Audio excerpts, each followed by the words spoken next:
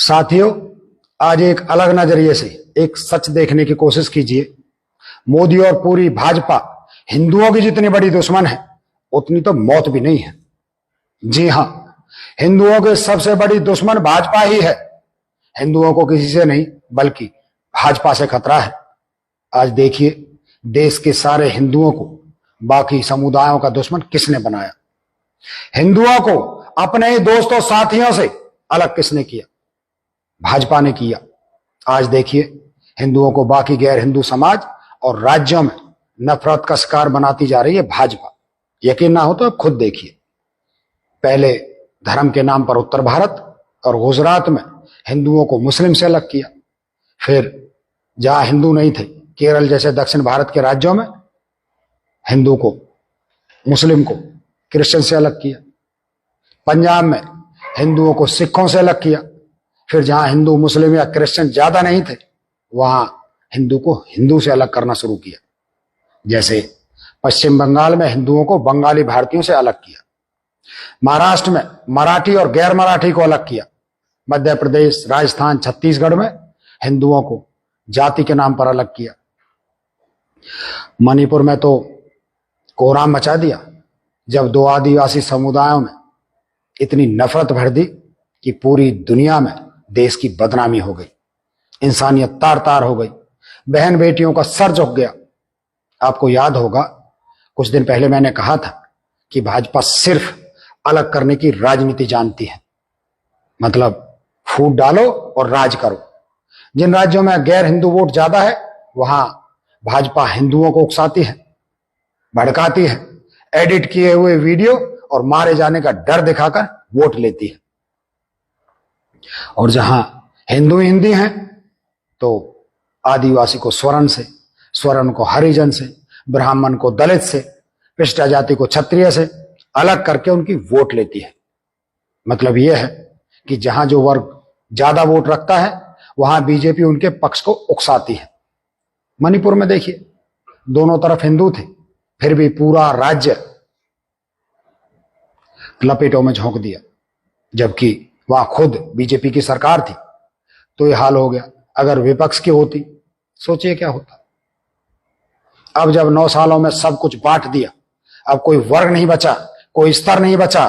देखिए, जनता के जमीनी मुद्दों से ध्यान भटकाने के लिए अब भाषा के नाम पर देश को बांटने लगे। इंडिया नहीं, भारत ज्यादा अच्छा लगने लगा अभी। अब सवाल यह है कि भाजपा इंडिया के खिलाफ है या अंग्रेजी भाषा का ज्ञान नहीं है, यह साबित कर रही है। पूरी दुनिया जानती है, भारत को ही अंग्रेजी में इंडिया कहते हैं। लेकिन ये समझ लीजिए, इन्हें इंडिया से पहले दिक्कत नहीं थी। जैसे ही विपक्ष के गठबंधन का नाम इंडिया आया, तो मोहन भागवत हो या भारत सरकार, सबको इंडिया चुभने लगा। अगर भाजपा को इंडिया से दिक्कत है, तो पहले क्यों नहीं थी? पहले से मतलब आप ट्विटर, मतलब जो अब एक्स है, एक्स पर जाइए, बीजेपी के हैंडल चेक कीजिए। BJP for India Twitter handle 2010 में बनाया गया था। जाहिर है, इस समय बीजेपी को ना इंग्लिश से दिक्कत थी, ना इंडिया शब्द से। इनके राष्ट्रीय ट्विटर हैंडल पर भी अभी तक इंडिया लिखा है। फिर बीजेपी 4 गुजरात 2011 में बना। 1 साल बाद भी इनका इंडिया के खिलाफ जहर नहीं दिखा। बीजेपी फॉर एमपी और बीजेपी फॉर यूपी 2013 में बनाए गए। तब भी इंग्लिश और इंडिया से इन्हें कोई तकलीफ नहीं थी। ये तो बाद की बात है। नरेंद्र मोदी जी का ये जो ट्विटर हैंडल 2009 में बना, मतलब इस समय इंग्लिश से कोई परहेज नहीं था। इनका इंग्लिश और इंडिया प्रेम सरकार बनने पर भी जारी रहा।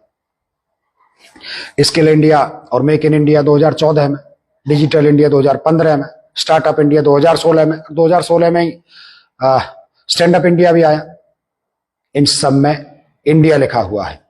मतलब इस समय तक भाजपा हो या आरएसएस, दोनों का इंडिया से कोई दिक्कत नहीं थी। लेकिन जैसे ही विपक्ष ने इंडिया नाम रखा और देश के आम मुद्दों पर बात करना शुरू किया, बस मोदी जी की रातों में हार का भूत दिखने लगा।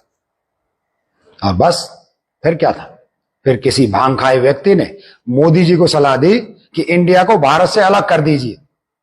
जो लोग आपके साथ होंगे वो भारत के साथ खड़े होंगे, जो नहीं होंगे उन्हें अंग्रेजों को गुलाम कह देंगे। बस वही हुआ। लेकिन चंगू मंगू भी भूल गए कि उनकी सरकार ने कई जगह इंडिया पहले से लिख रखा है, तो फिर मोड़ ढूंढ रहे हैं दाना खिलाने के लिए, क्योंकि जब जब मोदी डरता है कैमरा को आगे करता है। फिर लग गई गोदी मीडिया भारत और इंडिया को अलग करने में। पर मूर्खों को समझ नहीं आया, पढ़े लिखे लोग इनकी मूर्खता पर हंस रहे हैं, क्योंकि जब इन्होंने प्रेसिडेंट ऑफ इंडिया की जगह प्रेसिडेंट ऑफ भारत लिखा तो इनकी मूर्खता के सारे रिकॉर्ड तोड़ दिए। गधों को यह भी समझ में नहीं आया कि प्रेसिडेंट तक तो ठीक है, इंग्लिश ये लिखी ना, प्रेसिडेंट ऑफ भारत की जगह शुद्ध हिंदी लिख देते, भारत के राष्ट्रपति लिख देते। लेकिन नहीं, मूर्खता का नया उदाहरण देकर देश की बदनामी करने का ये गंवार लोग कोई मौका नहीं छोड़ते, फिर वजीयत करवा ली।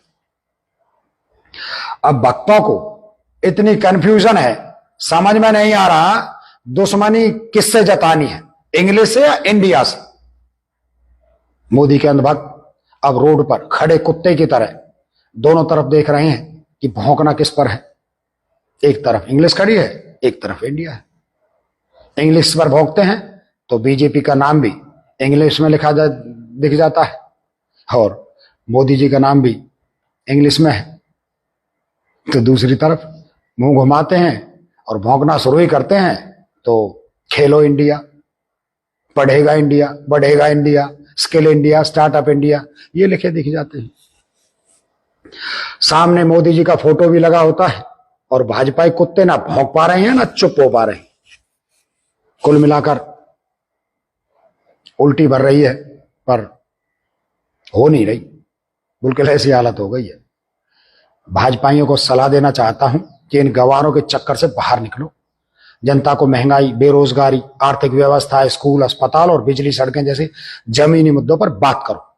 अब ये हिंदू मुस्लिम, सिख ईसाई, कोकी मेतई को एक दूसरे से लड़ाकर हम अपने ही देश का नुकसान कर रहे हैं।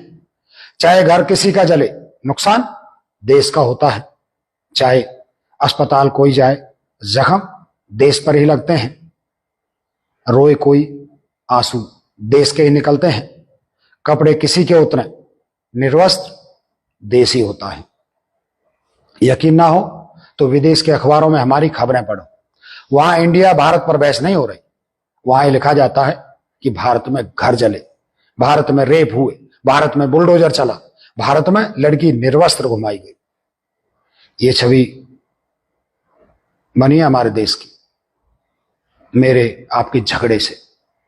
इसलिए कोई ऐसा उदाहरण दो जैसा इसरो ने दिया कि महीनों तक तालियां बजे, पहले चांद फिर सूरज की यात्रा करते हुए भारत को दुनिया सलाम करे।